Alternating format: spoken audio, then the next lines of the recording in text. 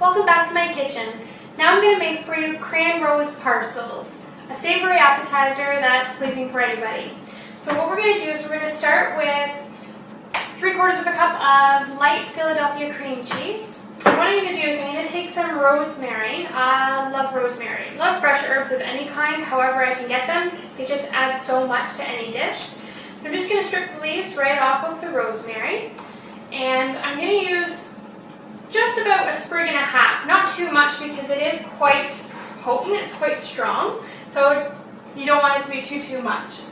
And I'm just going to take my knife, I'm going to chop that up, gather it all up together. So you want little bits of rosemary throughout the cream cheese filling. This is going to be the base for the parcels that are going to go into some field pastry. Love the smell. You can smell the rosemary immediately as soon as you start chopping it up, as soon as you touch it. And it's got a nice earthy smell. It's a really nice accent to meats and fishes, but I like to use it any way that I can. One of those things that I didn't love rosemary at first, but it's definitely grown on me. So what I'm going to do is take the chopped up rosemary, throw it right into the cream cheese, and give her a nice mix. Now to enhance the flavors as well, something that I really like to do whenever I have the opportunity to, is take some fresh citrus, such as lemon here, and take the zest of the citrus. There's so much flavor in the zest, and so I'm just going to use my microplane here, just to add it to the cream cheese rosemary filling. Oh, it smells so good. Rosemary and lemon, combination in heaven. That wasn't meant to rhyme. So, the next thing that we're going to do, just stir it all together. So we've got nice green rosemary, the yellow lemon, smells really great. That is the base of our filling. The other thing that I've already did just ahead of time is I actually took some whole berry cranberry sauce and I thickened it up with a little bit of cornstarch and water. So I made a paste of 1 teaspoon of water and 1 teaspoon of cornstarch. Heated this through on the oven and then let it chill in the fridge to let it set up. What that does is when we bake our parcels, we don't want the cranberry sauce to seep out the sides, so it's going to help it stick a little bit.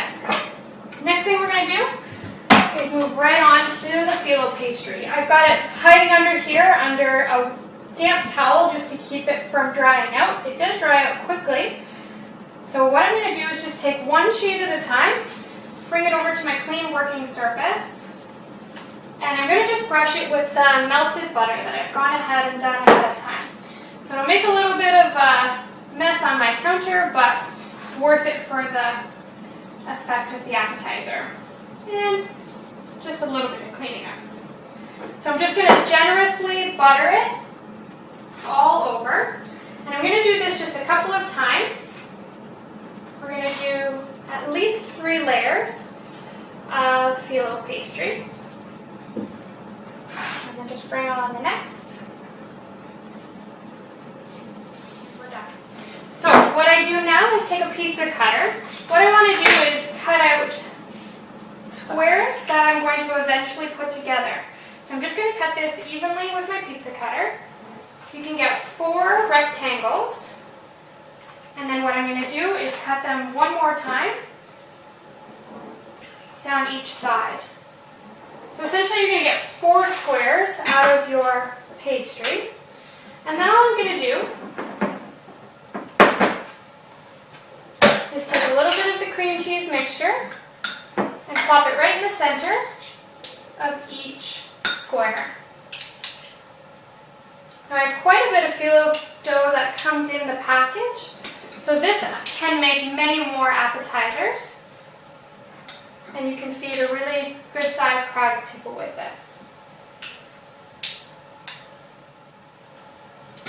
And then I'm just going to do the exact same thing, this time with the cranberry sauce that's been thickened. I'm just going to place it right on the top.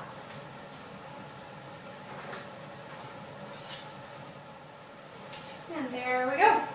1 bite in each one. And then all I'm going to do is separate them.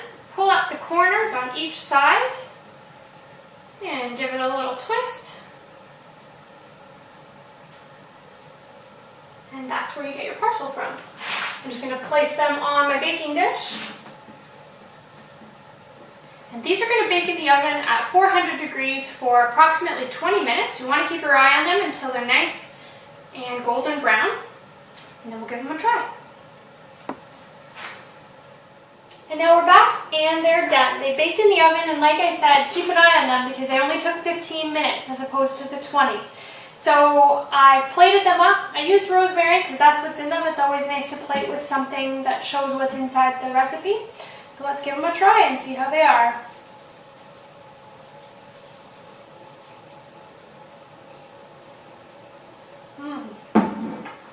You can really taste the rosemary. It's delicious. Little piece of heaven. Hope you enjoyed it. We'll see you again.